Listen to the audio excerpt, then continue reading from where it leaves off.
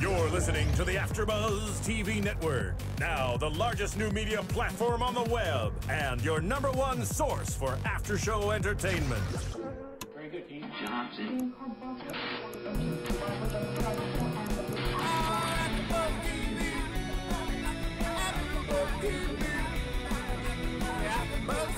From the AfterBuzz Studios in Los Angeles, California, presented by Maria Menounos and Bing.com, and streaming live thanks to Akamai Technologies, this is AfterBuzz TV Saturday Night Live After Show. We'll break down tonight's episode and get you all the latest news and gossip. If you'd like to buzz in on tonight's show, you can buzz us at 424-256-1729. That's 424-256-1729. And now, another post-game wrap-up show for your favorite TV show. It's AfterBuzz TV's SNL After Show.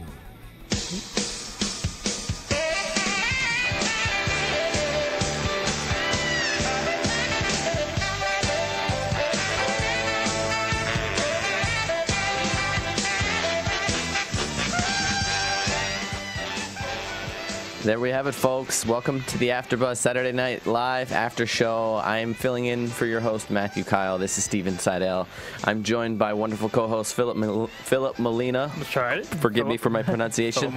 And we have another new guest, Erik Voss. How you guys doing tonight? Pretty good, pretty good. Great. Cool. So Matt Kyle Yeah. just threw his hat into the presidential race. I don't know if you know that. Oh, I did not know that. Last second, yeah. Oh, that's pretty spectacular news. Yeah. Little Birdie told you that, or how'd you figure that out? He actually told you, he didn't tell me? Is that how that happens? Are you guys? You're out, dude. I'm out of the loop. You got to follow him on Twitter. Yeah, I got to follow him on Twitter. Yeah, since he doesn't have a Twitter account. But we have a Twitter account, AfterBuzz TV. I also have one, at Stephen Seidel. Are you guys on Twitter? Yep.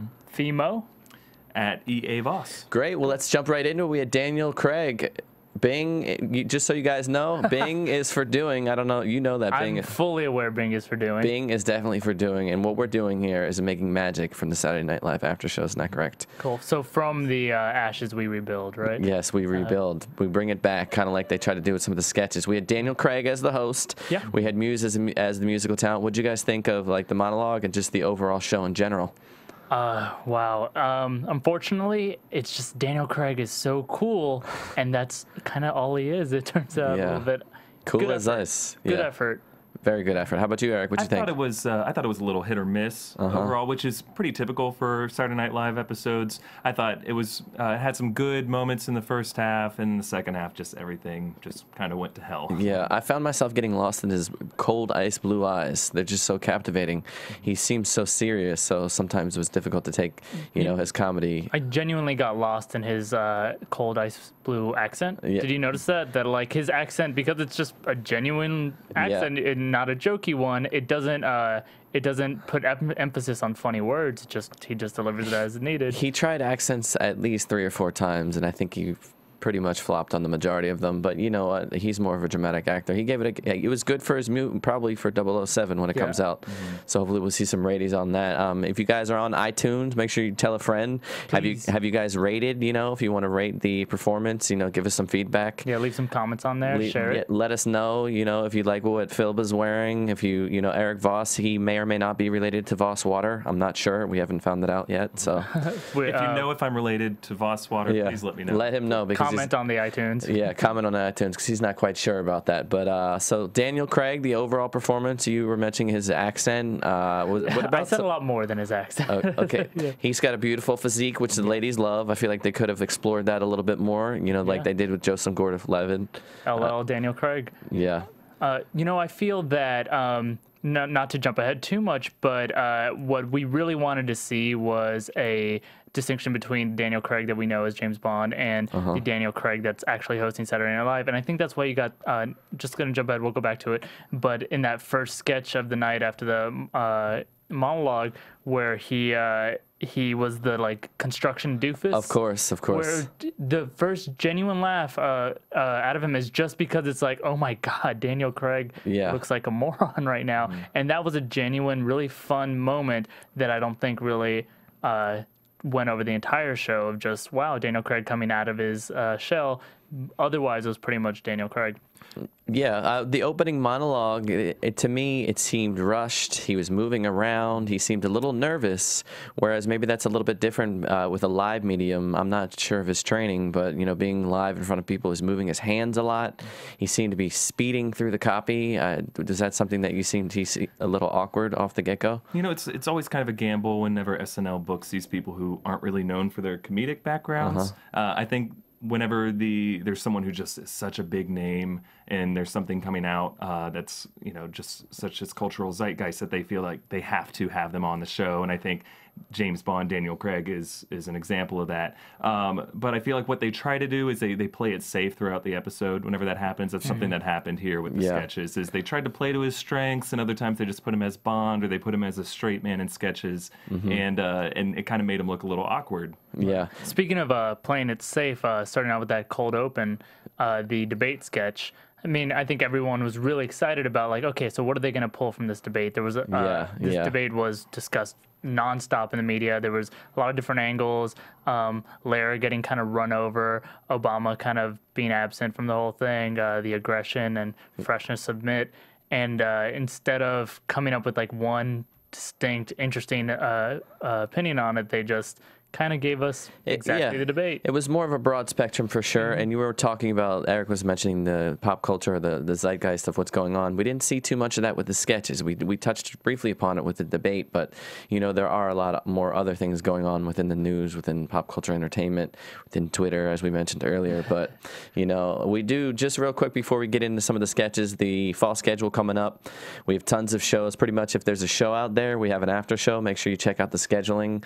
I'm not sure if you guys do any other shows. I like to stick to what I like, which is SNL. I'm all up SNL all the time. All up in that SNL. How about you, SNL Erik? all the way. Definitely. And the intro, it's the announcer. It's that opening intro. Just every time I hear it, it just makes me feel like. Are you talking about the one for our podcast right now? Yeah, that Saturday Night Live. Yeah, when I hear that, it brings a warm spot to my heart. I think he might be referencing the Saturday Night Live. Oh, is that how that worked? Yeah. Oh, okay. All right. Well, like you were talking about getting into the sketch portion, the opening, that was too, when you're watching the debates, I don't know if you watch the debate as well, I notice now, loving Saturday Night Live, you start watching it from a critical standpoint to see what SNL is going to pinpoint. Like I noticed glitter on Mitt Romney's face a couple of times.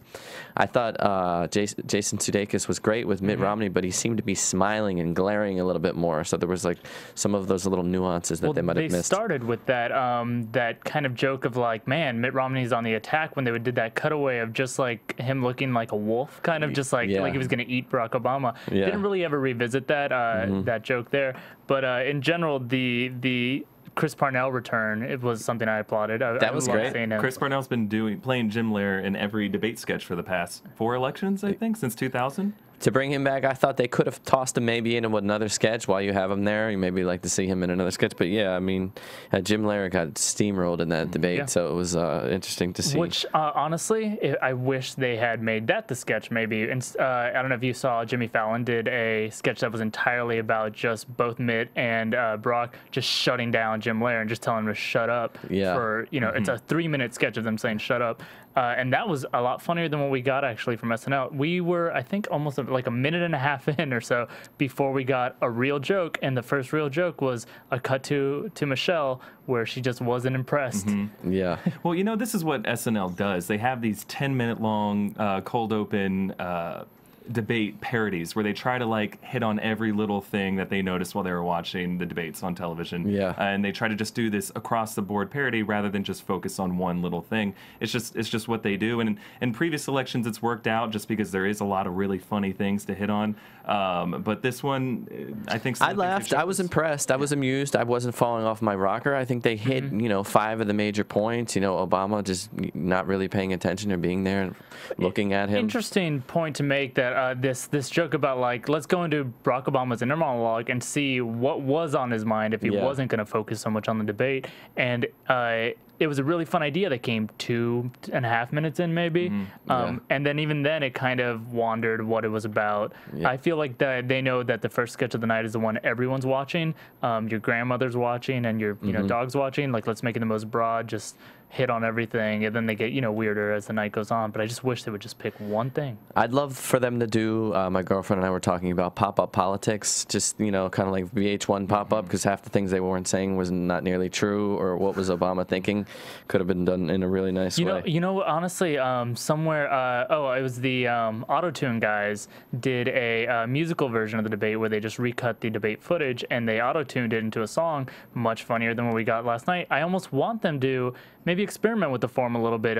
We've had a lot of these years of the impersonators standing there and reenacting the debate. What about recutting the debate footage in a different way, or just playing with the form a little bit? I agree with that, especially with the digital shorts that they were doing. You have a lot more freedom to do the editing and putting things together. The times are changing with that, so that could be a great point for them. And then kids will put it on the YouTube. Yeah, and then they'll share it with kids. At the moment they do that, you're going to have the other half of America who says, "Oh, I just want them to do the simple parody. I want to see them do the perfect impersonations." I can forgive them for trying to play it safe a little bit, because I think there is that expectation when you watch SNL during election season. You want to see those impersonations. You just want to see how good of a parody they can do of the debate sketch. So what did you think of the impersonations? I know Filup is mixed reviews here with Jay Farrow. He's not the biggest of fans, but how about you, Erik? I'm kind of in the same boat. I think Jay Farrow has come a long way. And I'm happy to see that he's doing the impersonation. I think he's getting better at it, but I think he's kind of harping on the wrong things.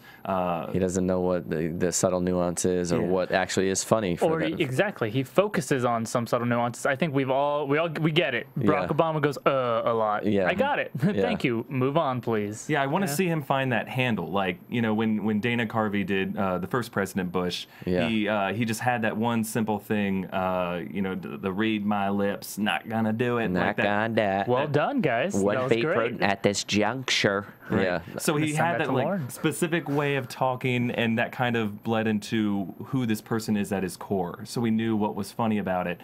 With Barack Obama, maybe it's just the candidate himself. The real life Barack Obama isn't that funny of a person, doesn't have too many glaring flaws that we can jump on. Yeah. But Jay Farrow, the SNL writers, haven't really found it yet. So introduce one. That's my argument. I love this. I love the Osama bin Laden joke. That was pretty funny. That was really well placed. Speaking of being funny, the video in the opening monologue. What were your thoughts on all the people that Daniel Craig has? Right. I feel like they ripped that off from the Emmys. Did you see how Jimmy Kimmel had a memoriam for himself during the Emmys, and then it was all this? But anyways, it was pretty. No, okay. I think it was a good thing for Daniel Craig to do that in the monologue, because I think it kind of poked fun at what his image is and how a lot of people see him as this gritty, tough actor. And I think, even with James Bond, he is a lot of people say is the toughest incarnation of James Bond. He's very brutal, he's violent, and I think he kind of poked fun at that. I'm not used to doing comedy. I'm used to doing more serious, I kill people in my movies. Yeah. Now let's just have some fun and point at all the people who I've killed in the movies. Right. My critique of that video would be, I thought it was very funny. I thought it was very slow. I think it's kind of awkward to start a show with something that's so slow. So I mean, of course those videos are slow, but you're putting it at the top of your show. But because they pulled off those hilarious names, the dog who saw too much, like all of those things, that made the video work.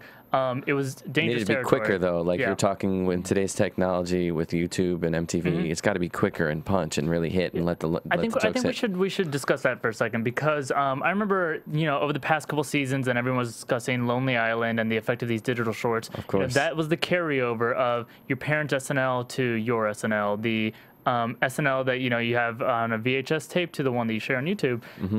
They're trying. Erik was talking earlier about the other half of the country that's going to be concerned if the impersonation isn't perfect.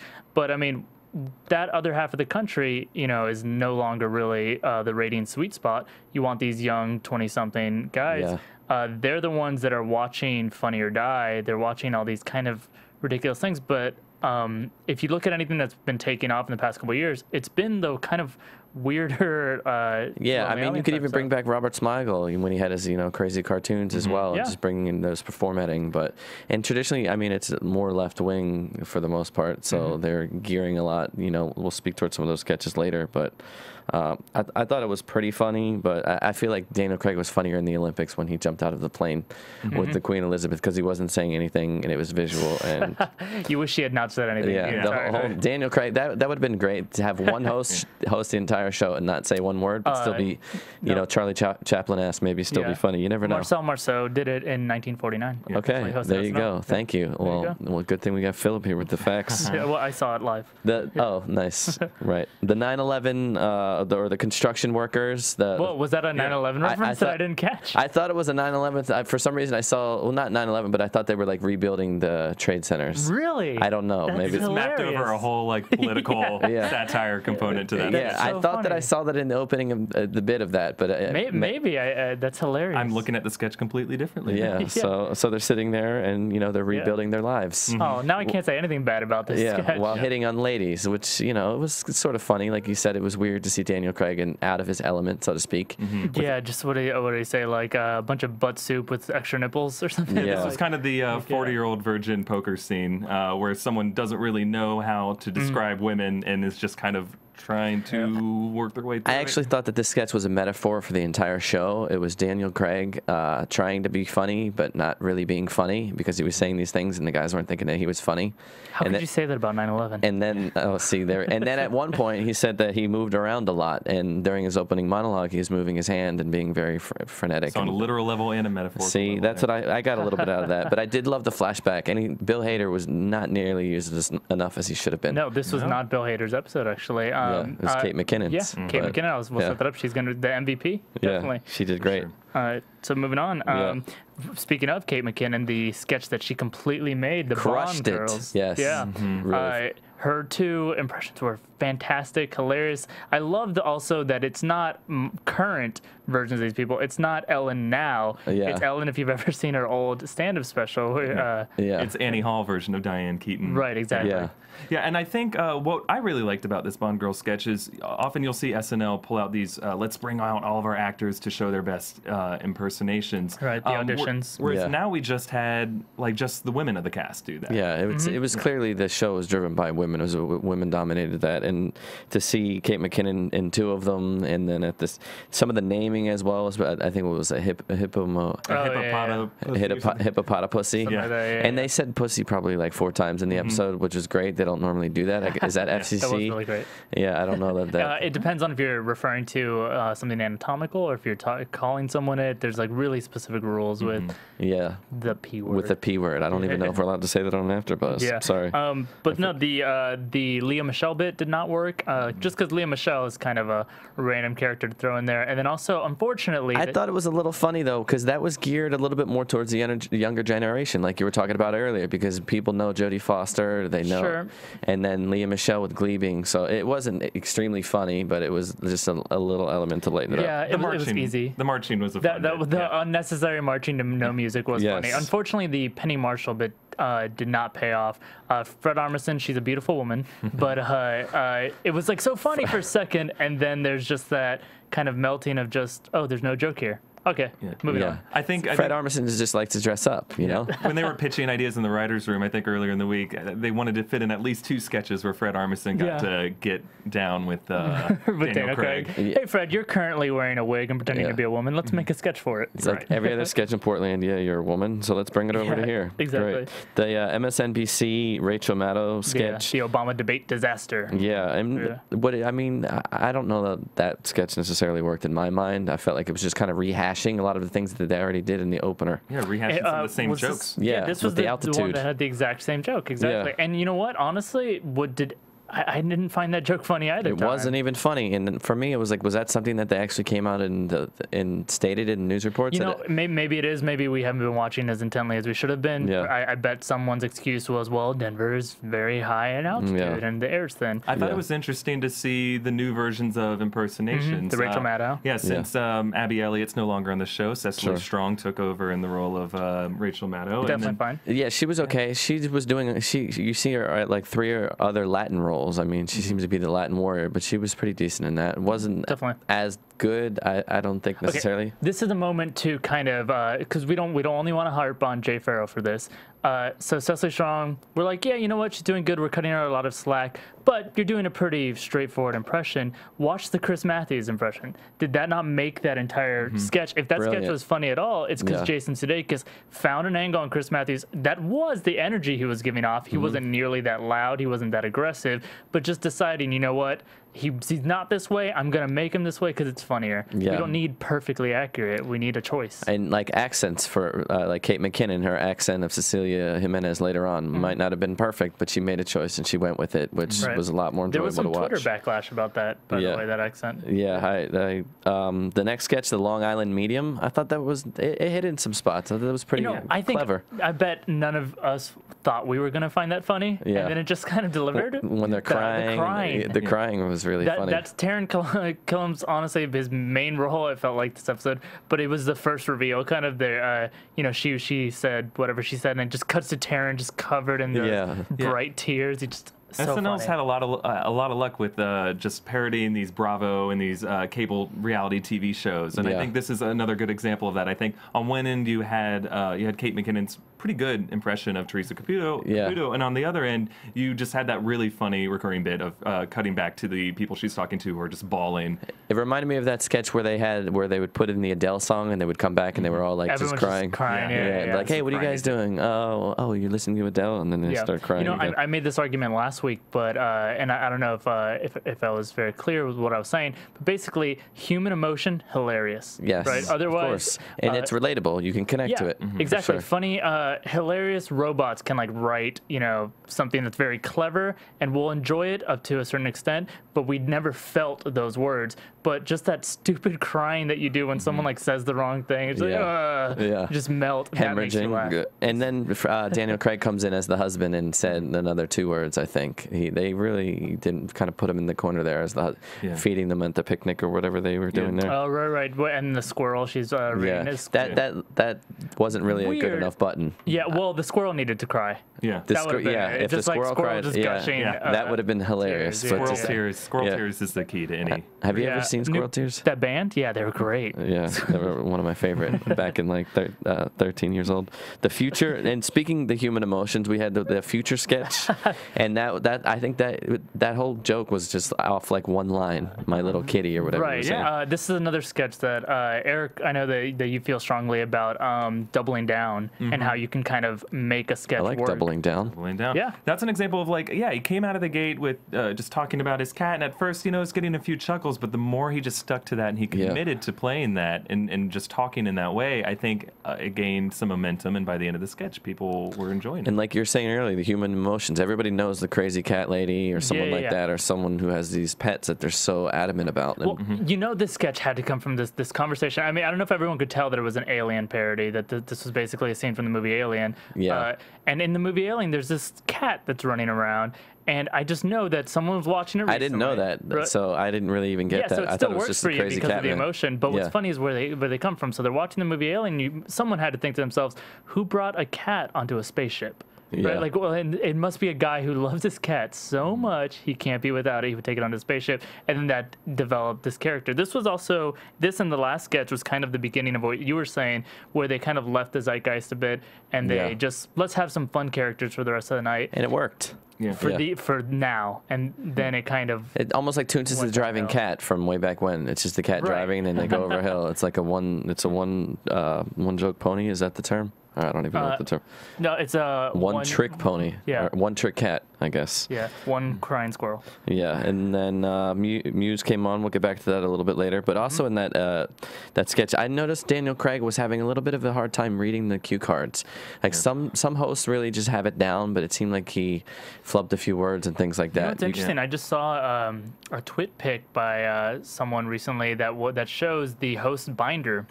And they get this after the show is finalized and all written down, and it's one of those, those big ass binders that like the nerdy kids 5-star. Yeah, but not the 1-inch binder or whatever, the like 3.5 inch. Big, okay. And then it's like you would kind of wonder why those kids had that. Inside, it turns out, is SNL episodes, just the entire script.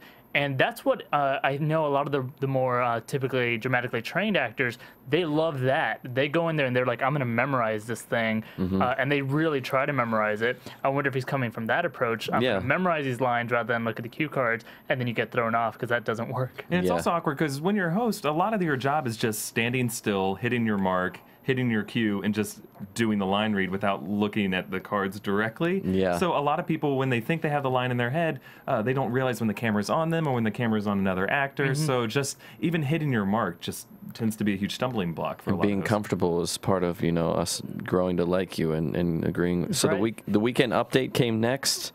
They, you know, several electoral jokes. Gotta hand it to you, Mitt, just like he did over to Obama. They with the 47%.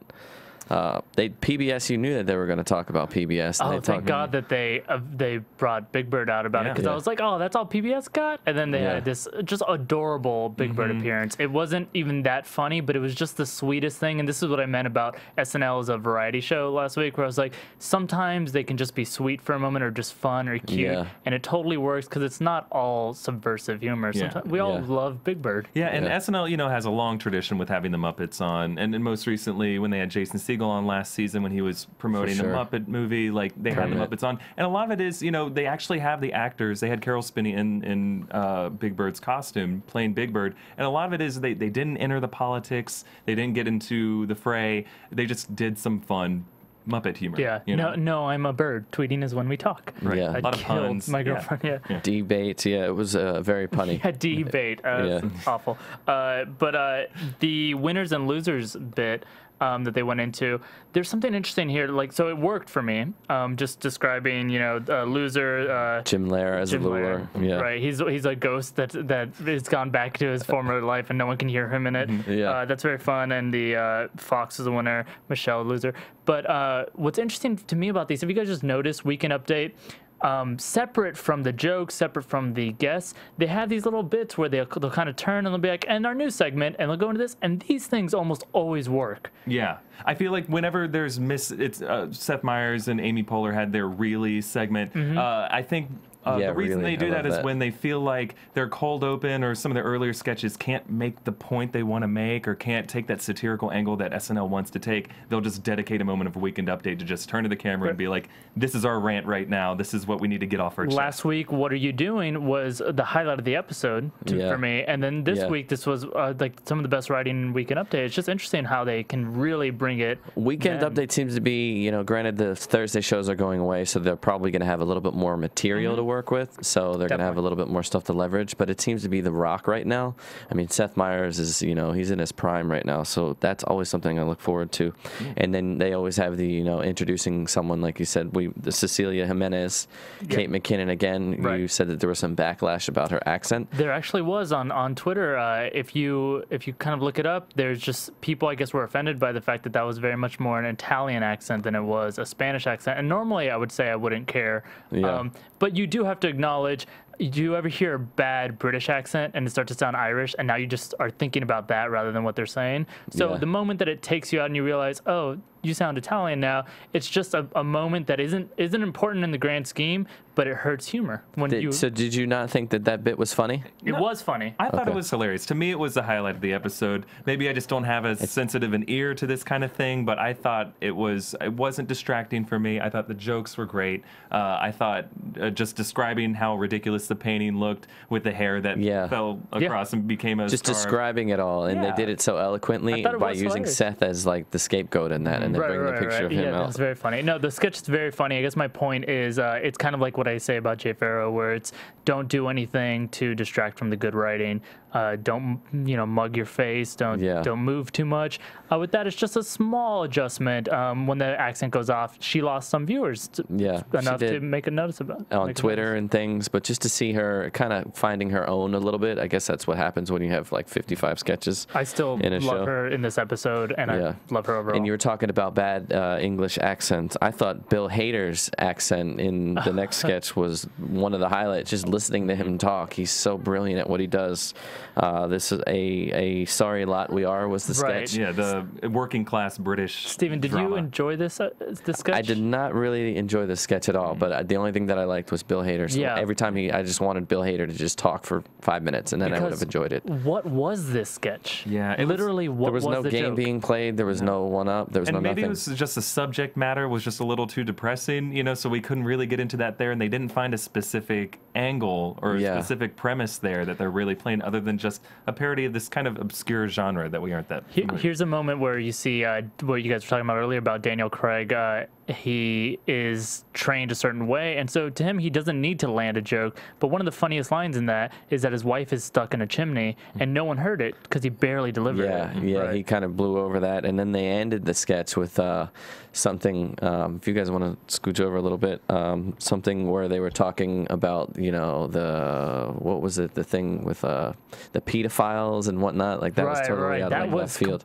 Out of nowhere completely. Even though, you know, I'm not against a blue joke. A.D. Bryant's working on a fart joke Yeah. made me kind of chuckle a little bit, but the pedophile thing was completely out of nowhere. Yeah, and I feel like they created the sketch because Daniel Craig has a British accent, and the other accents weren't working. Maybe I don't know. Guys, I have an idea. It seems like they brought him in at the beginning of the week and they asked him, what can you do? Yeah. What are your different characters? And he probably said, oh, I can do more of this working class. And then there was an blue-collar British guy." Irish. Yeah. Someone Yeah. was doing. I think Bobby Moynihan was doing more of like an Right. Irish. And It then, killed overseas. yeah, Yeah. it- definitely. The next sketch was Carl's girlfriend. Carl's new girlfriend, yeah. Yeah, I thought that got funny just because of Fred Armisen. He's one of those guys, kind of like Will Ferrell. They're just watching them, to me, at least in my opinion, just watching them just go somewhere with the character is enjoyable. Well, the double down again. You know, right? I love Fred Armisen, but this is just a sketch I couldn't really get into, you know, and I feel like they had the two sides of the character. On one side, you had this really worldly, knowledgeable woman. On the other side, you had one who would just make silly faces whenever she got There was- And was bitchy, yeah. Yeah, and there wasn't like the game. I guess was her making the faces, and then he made Right. the face, and then it kind of got diluted with the worldly knowledge, and then he just started going crazy, and then they were laughing. When which they was started funny. to break, honestly, I mean, again, it's real human emotion, so we're gonna identify with it and we're gonna laugh. Unfortunately, it was a little too late. They also, when we started to see the woman, the whole maybe you should go, and she's like, no, we Yeah. will talk about politics. We're gonna have a great time. Again, human emotions, very funny. It was at the very end of the sketch. Yeah, and then it was over with. And then they did the election undecided voter, which they brought back from last week. Yeah. Was that because they ran out of sketches? Was it because maybe they were a little unsure about Erik- how the show was going? Well, you know, they do this every now and then on SNL. They'll, you know, either when they're running short on time or when something might get cut last minute, they'll bring back in an old commercial parody that they did previous weeks. It's one of my bigger pet peeves on the show because I always want to see them write something new, or Yeah. even if it's like a short blackout sketch. Yeah. You know, For all the things they could bring back, I still love this video. I think it's so smart to Very call funny. these people out. Where why are you deciding our election if you Yeah. are uninformed? You're the undecided voter. Why? And then, like we said before, the token Asian dude who we don't even know who he is. And my question also, have we seen many? I don't even think they've had ever an Asian cast member. I know Bobby Lee was on Mad TV, but that may be something that they want to look into. Who yeah, knows? they've kind of relied on Fred Armisen to play pretty much every race on the show. every minority. Yeah, so anytime they Including need an Asian women, guy. even though they have like 5 of them. But so that was pretty much it for the show. And then I thought maybe they would slide in a sketch. They've been doing that the past couple of weeks, like a quick A 1 minute 30-second or something. to yeah. really wrap it up to give you a little button for the overall show. But we I didn't see genuinely that. wonder what I mean. The word I checked the writer's Twitter after there was no comment. Later we ran out of time or anything, so I don't know exactly what that was. But it did feel like something got cut, Yeah. and they couldn't make up that time. There were even Yeah. fewer sketches than normal. You usually have 11 to 12 sketches overall, and this one only had 10. So, and usually in the second half of the show, they're able to fit in one more. So I wonder what happened there. If some sketches might have run long, the cold open might have run longer Yeah. than they anticipated. Well, what about the musical selection? Muse. Yeah, Muse. The That musical selection. awesome iPad Yeah. guitar. That was thing. crazy. That was I mean, awesome. that was amazing. Kate Hudson's boyfriend is the lead singer. Did you know Really? that? Yeah. Kate Hudson currently on Glee, also Yeah. killing it. Yeah, so they had 2 songs. They had Madness, and then they had the Panic Station. I've known that are very well known for their live performances with the lights, and you didn't see too much of that. I guess they wanted to strip Pretty down. low key, bare bones performance. Just your typical iPad guitar. They just blew all the money on the iPad. And the music to me sounded reminded me a little bit of like Daft Punk, a little bit along that element. It seems that they're doing next week. Passion Pit will be there. They're hitting a little bit more of the indie. I love Passion Pit. More of like the indie scene. You don't see as many, of the pop stars or anything like that. SNL's always been great about, getting a lot of people just at the right time to kind of hold their hand and carry them into the spotlight, into the mainstream. For a little run there, you had a lot of Ashley Simpsons. But produce some of the funnier stuff too. Yeah. So as far as news goes, anything from you guys coming up? Any news or gossip? You guys got just an explosion. Yeah. Boom. Just blew up in my ears. The Thursday shows, we're not going to be seeing them anymore. Anything else from you guys? Yeah. Well, they had scheduled the Thursday shows. They had scheduled 2 of them, and hoping that they would repeat the success they had in 2008. And after they just got a 1.4 and a 1.5 in the ratings, it doesn't look like they'll be extending them or bringing them back next season. And like Filup was mentioning, they're not very enjoyable to watch. They haven't really cued into what is the funny. Well, I think it's supposed to be dramatic. I think it's just a news segment, right? Yeah. I think they were stretching themselves thin a little bit by having to make two live broadcasts in 1 week. Yeah. And I think you kind of saw that strain on the writers and the performers in both shows whenever they did those. Any going forward as far as the future? Any predictions from any of you guys? Carly Rae Jepsen, I feel like will be on Saturday Night Your Live. AfterBuzz TV. As a musical, or is it pulling double duty? I feel like she'll be a musical, maybe double duty, but like I said with the bands, we're seeing a lot of punk, indie, but we need a little bit more mainstream as far as the music goes. Yeah. Well, we have the election coming up, so I wouldn't be surprised if we started seeing some cameos by the candidates because I'm surprised. Obama and Mitt. I mean, Obama's gonna, because they are big Obama fans. The tough thing is in this election, as different from 4 years ago. Right around this time, 4 years ago, we all knew what was going to happen. It was pretty clear this was a cultural moment. Obama's just going to win in a landslide. And let's just have some fun. So then the candidates didn't mind showing up. I think right now the moves are going to be so calculated. I wouldn't be surprised if actually we don't see as many as we would like, or maybe any at all. Because the stakes are so high, and they want to remain bipartisan, perhaps. Especially after Mitt Romney's debate performance, he actually brought himself back into the race. I feel like it's more of a horse race now between the two candidates. Yeah. So also from last week, I kind of said, well, this show tends to lean left, and they kind of made me look stupid because they really did not touch Mitt Romney. I'm going to double down, like we said earlier.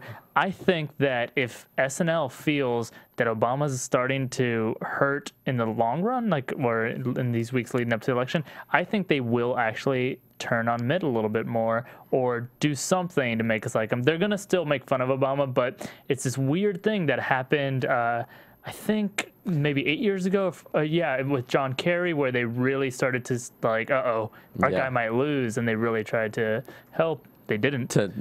But also Mitt Romney's easier, seems like maybe a little bit more identifiable for people to make fun of, and it's just easier for them to go that way. How did they make fun of Obama this episode? They made him seem like a family man. They made him seem like a good husband who's worried about his anniversary and a family man. And what are we really saying about him? That's not really an attack. Comedy comes from tragedy, and they're not really trying to touch that. So any host plug? What do you guys got coming up in the near future? Anything for you guys hosting wise? Erik, you do a little SNL. Where do we find that at? Yeah, I'm a contributor to a website called splitsider.com, and I do a lot of comedy analysis, and I talk about SNL on that site, so you can check out my recaps and some of the articles I write on Monday mornings. You got some shows coming up? Great. I also perform improv in Los Angeles. I perform at the iOS Theater. Yes, and nice. How about you, Filup? Cool. I'm doing nothing right now. Okay. I'm eager to respond to your tweets, your bird talk at me. So hit me up at Fimo, Fimo. Great, that's great. I'm Stephen Seidel. You can hit me up at Stephen Seidel, STEPHEN Seidel, and then at Renegade RPTG. That's my RenegadeReporting.com, and at McMayhem Show. You can check that out at mydamnchannel.com/McMayhem. It's a fun prank show, and I owe some push-ups, but we'll wait for Matthew Kyle to come back. So if he doesn't come back, I don't do the push-ups. Yeah, he's gonna swoon when he sees them. So we'll see you next week. Make sure you rate, you comment, go to iTunes, and next week we'll have Christina Applegate and the musical guest Passion Pit. Thanks for joining. From Bing.com, executive producers Maria Menounos, Kevin Undergaro, Phil Svitek, and the entire AfterBuzz TV staff, we would like to thank you for listening to the AfterBuzz TV network. To watch or listen to other after shows and post comments or questions, be sure to visit AfterBuzzTV.com. I'm Sir Richard Wentworth, and this has been a presentation of AfterBuzz TV. Buzz you later. The views expressed herein are those of the hosts only and do not necessarily reflect the views of AfterBuzz TV or its owners or principals.